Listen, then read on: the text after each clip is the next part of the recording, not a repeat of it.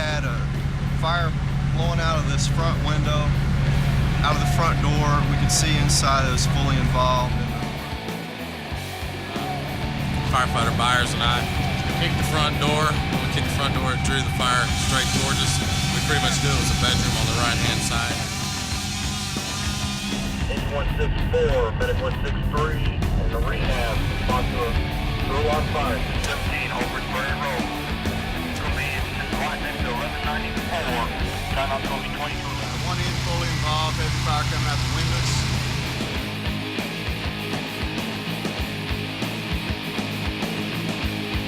We went in with our headline, knocked the fire down. We had a lot of fire on the inside ceiling level toward the back of the house.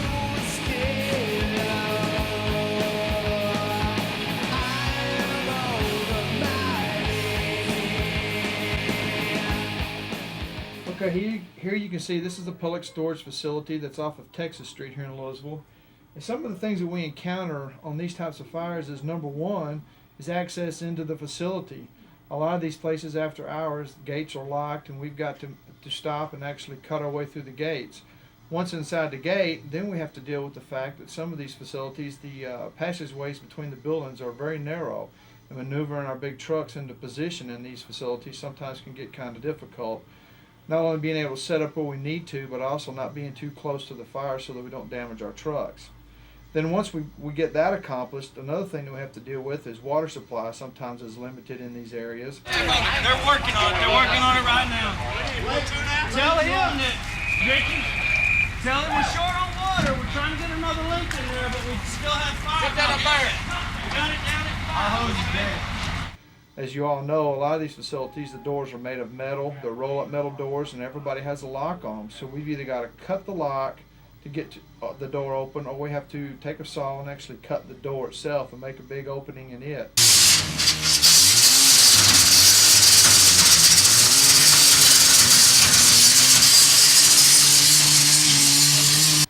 Then once inside, some of the hazards that we have to deal with here is who knows what's going to be stored inside. You could have anything from automobiles with full gas tanks stored in these facilities, hazardous chemicals, aerosol cans that could actually ignite and go off like rockets and bombs. We can deal with paints and paint thinners that people store in here, as well as just furnishings such as furniture and clothing that actually puts off a pretty good fire. And then something we actually encountered at this facility itself was a propane bottle that was full of propane. One of our guys, while making a cut through a door on this facility, actually cut into the propane bottle and it released its propane. Yeah, I don't think I've ever seen a pair of goggles melted like that. Yeah, Percy. I didn't even know. I just went over to Penny. I said, I'm hot. Aren't we glad? Spray me. Aren't we glad that sucker was empty? Yeah, well, I think it was venting. That's what I told Penny, because when we walked up, you could see the bluish color flame. Fortunately for us, this fireman had all of his protective clothing on as he was supposed to have, and was wearing a self-contained breathing apparatus, and so was unharmed. Some of his equipment sustained some severe heat damage. I don't think I've ever seen a pair of goggles melted like that. But he was okay. So this was a good lesson to our firemen when working a fire of this type, to always have all their protective clothing on, because they never know what they're going to encounter in a fire like this. This fire went to 2 alarms. We were actually able to make a pretty good stop on it. The guys were able to cut doors down from all the rental spaces that actually were on fire, make a good block, and then come back through and mop it up and knock the fire down. This fire was actually started by an aerosol can. Some people were digging through some of their belongings and knocked an aerosol can down and broke the top on it. And not knowing what was going on because it was dark and they couldn't see, one of the renters actually lit a cigarette lighter for some light to see what was making that noise, and it actually lit the aerosol can off. Fortunately, neither one of them were injured severely. One just had some minor burns, was transported to the hospital and was treated and released. We were able to mop this incident up fairly easily. And then our investigation was pretty simple because, again, these people were able to tell us exactly what happened. So this was a good fire. It was a good fire for our guys to work, and we had some new guys on some hand lines for the first time, and we were able to make a good stop on it.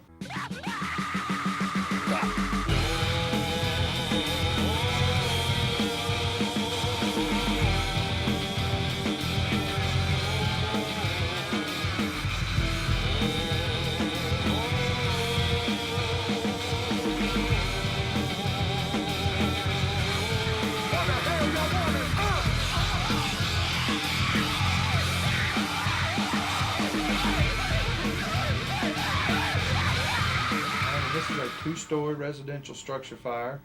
It came in about 5 in the morning. The father of this family had just left for work, and about 15 minutes afterwards, Mom was awakened by the smoke detector.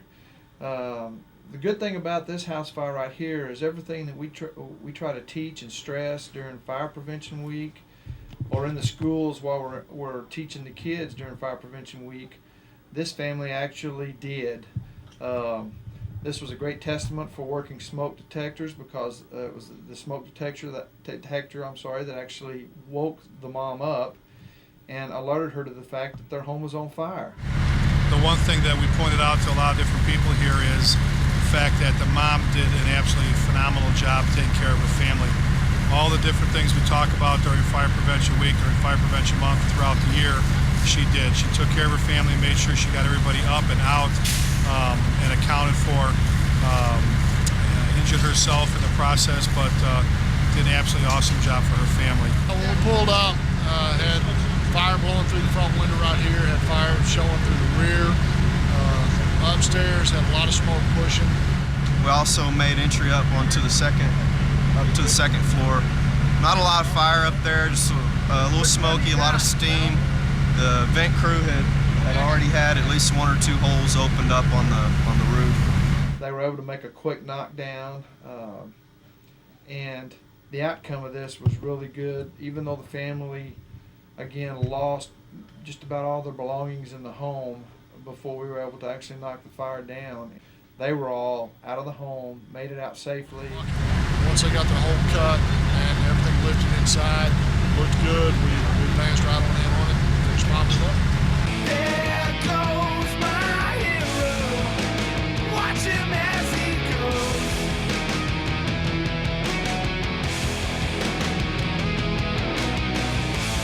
There goes my hero. It's ordinary.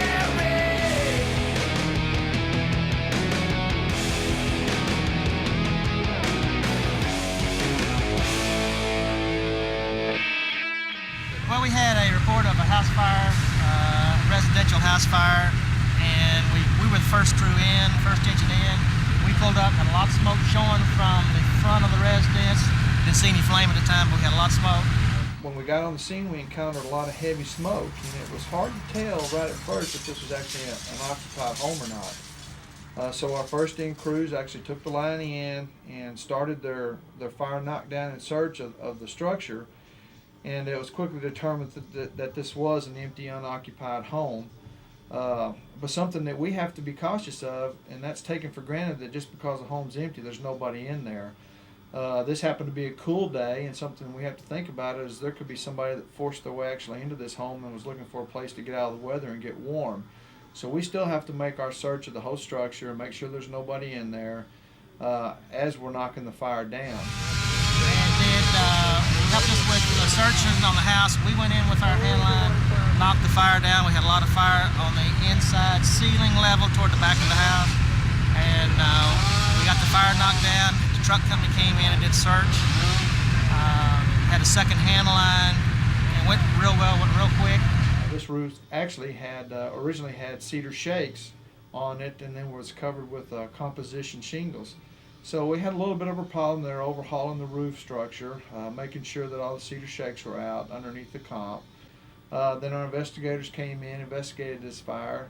Of course, what we were able to determine real quickly is this house didn't have any electricity or gas hooked up to it, so it was quickly determined that this house was set.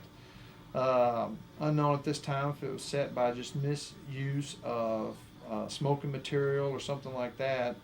If somebody's actually trying to start a warming fire in there and left it unattended, or if actually they just deliberately set the house on fire. Our investigators are still working on that, and that is all yet to be determined. Real quick fire. It'd take just a few minutes to get it knocked down. Well, they call me the fireman. That's my name. Making my rounds all over town, putting out old flames. Hell, everybody like to have what I got. I can cool them down when they're smoldering hot. I'm the fireman. That's my name. Hi, I'm Scott Thompson, Division Chief with the Lewisville Fire Department. On this segment of 5 Alarms, I'd like to take a little bit of your time and tell you about the Training, Safety, and Health Division.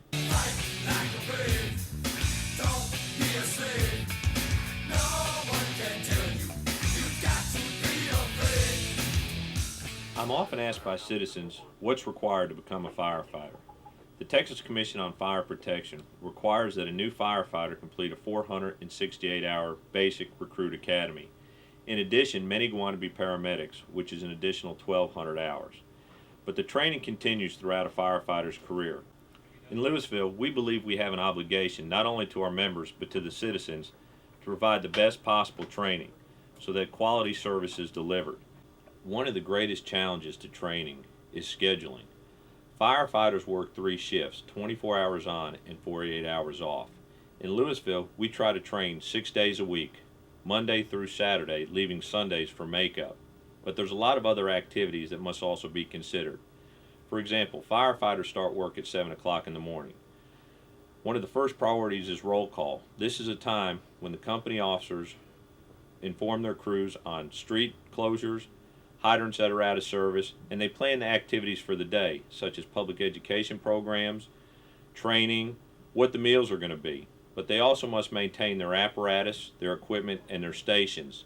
So you see, there's not a lot of time to watch TV. And those are the scheduled events. But our priority is to respond to fire, rescue, and medical emergencies, which can consume a great part of the day. We also have mandates that we have to figure into our training schedule. The Texas Commission on Fire Protection, who is an agency that oversees career fire departments, requires that every firefighter have 20 hours of continuing education a year.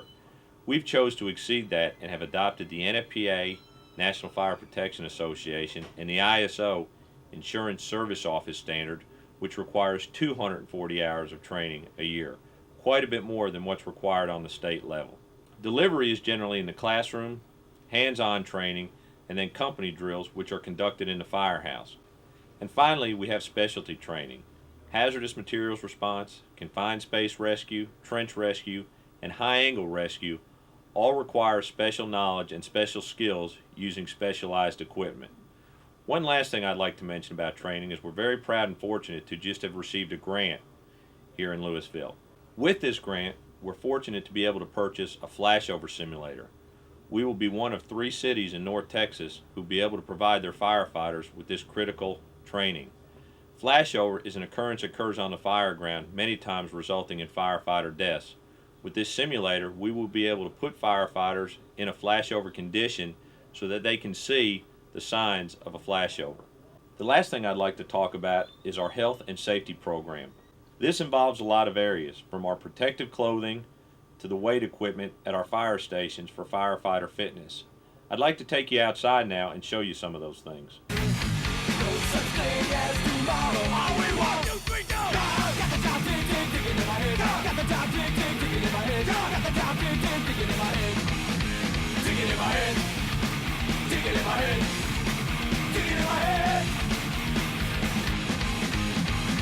We've all seen firefighters in the movies and pictures. One of the most important components of firefighter safety is their personal protective equipment. I'd like to go over that equipment with you. The feet are protected with leather boots. The coat and the pants are made out of a fire-resistant material. This actually allows a firefighter to get into hot conditions, protects them from steam and other things that they can encounter in a structure fire. A helmet protects the head. A Nomex hood, similar to what race car drivers wear, protects the ears and neck. And then they bring their air with them, breathing air. We refer to it as an SCBA. The SCBA consists of the mask and the air bottle, which the firefighter carries on his or her back. But as you can see, we're adding a lot of weight to the body weight of a firefighter. One of the things that we have just added to our gear in Lewisville, and we believe we're one of the few departments in Texas to have this, is what we call the fallen man harness. In fire conditions, with this added weight, it's very difficult to get a firefighter to safety. The harness is built into the coat, and it's designed so that another firefighter can grasp the harness and use it to move the firefighter. We will now have one of our firefighters demonstrate the harness, which is built into the coat. What is done is the firefighter grabs the harness, pulls on it, which will deploy the harness out of the coat.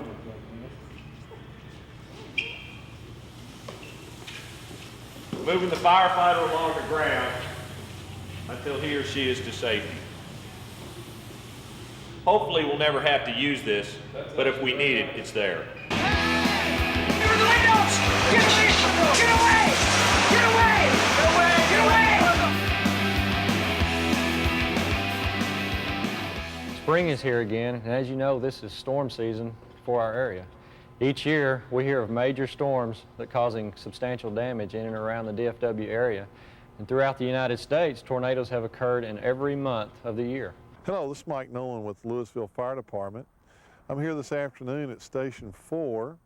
What we're going to do is we're going to talk to you a little bit about our outdoor warning siren system. Over my shoulder, you'll be able to see what one of the sirens looks like. We have 12 sirens in the city. 3 have voice capability along with the siren. These sites are located at Lake Park, East Hill Park, and the amphitheater area, which is located just south of the Vista Ridge Mall.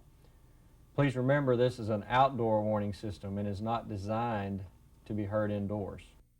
Those 3 sites have the sirens where they can be, where voice messages can be transmitted. What we have at each site is 8 messages, 4 in Spanish, 4 in English. The messages deal with, 1, the monthly test that we do the first Wednesday of each month. That will activate and tell the people there that within hearing distance of the siren that basically it's just a test of the system. The second message is for tornado warning. The third message is for a severe thunderstorm. And then the fourth message is the all clear.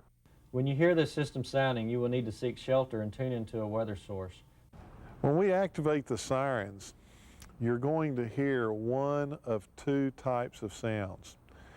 The first sound, which is a low to a high steady tone, is to indicate that there is a tornado possibly approaching the city. The second tone has to do with the severe thunderstorm, and it's the best way to characterize that sound is a whoop whoop sound. The whoop whoop sound basically means that there's a severe thunderstorm that has winds of 70 miles an hour or greater, or hail that's 1.5 inches or bigger headed to our city. So based on the weather forecast and the weather reports that we're hearing from the ham radio operators, if we activate the siren where you hear the whoop whoop sound, that means that there's a severe thunderstorm headed in our direction.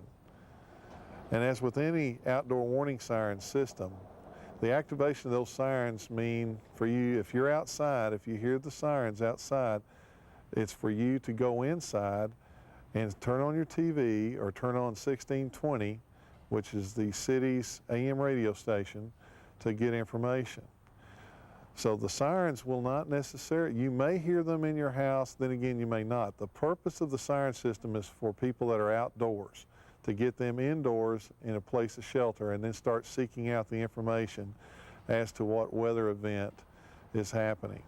The tornado sound that the siren will activate starts at a very low, steady pitch and then goes to a high pitch and will remain there.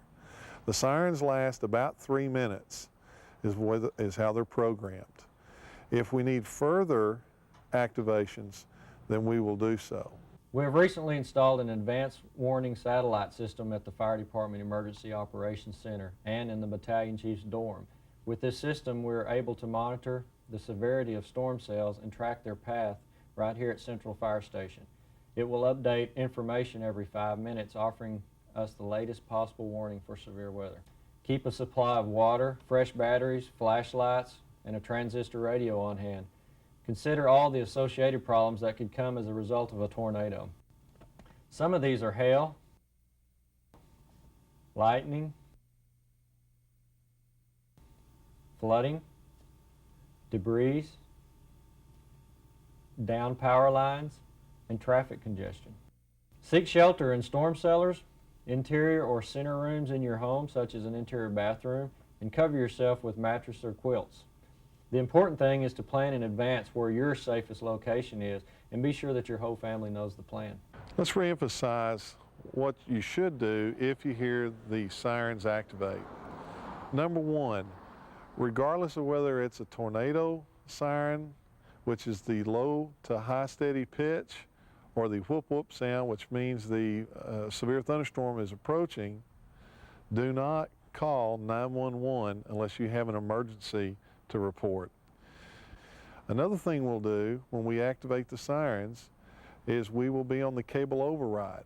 And we have the ability, with a special phone number that we have and working with the local cable TV company, is to have about a 3-minute period where we override all the audio on your television.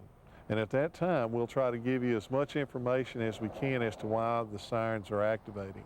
If you're caught in an open area, get as low and flat as you can. Culverts and drainage ditches offer a source of shelter as long as flooding is not a problem. If you have any questions about the outdoor warning siren system, please call us at the fire department, 972-219-3580. Come on, baby, light my fire.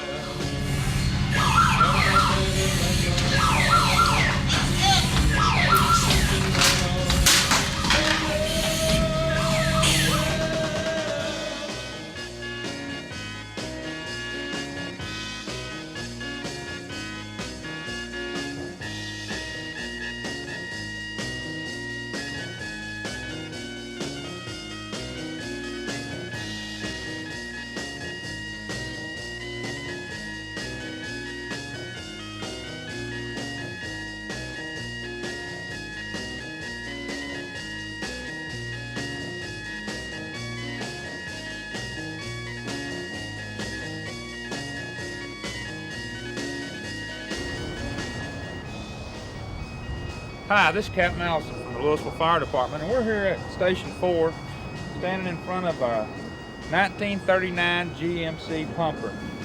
This is a part of our history here. This is the first pumper that our volunteers bought many, many years ago, and they used it for several years, and then it went to another department, and we were very fortunate to have one of our firefighters, William Culpepper. He's a driver engineer at this station.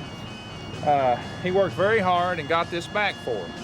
What we're going to do with this is we're going to refurbish it from top to bottom, new tires, work on the engine. It actually was running at one time here not too long ago, William said, and we're going to fix it back up and use it in parades and use it for various other things. If you get an opportunity, just come by the station and look at it. It'd be nice to look at it in this format and then see what it looks like when we're finished with it. There's a lot of people that probably owe this fire truck a home or a car or some other type of fire that they pulled up on many, many years ago, and guys got off of it and put the fire out with the hose that was on the back of it, possibly put some of this hose in a pond or something outside of town and took care of some fires off of this particular vehicle. Anyway, we're really proud to have it. It's going to be something that we're going to work very hard on. The guys here are going to try to do as much stuff as we can in-house. And if anybody out there would like to donate some time or donate some paint or donate anything that might help us out on it, we'd certainly appreciate it. If you'd like to make a financial donation or a donation for materials, you can call Chief Khan at 972-219-3739.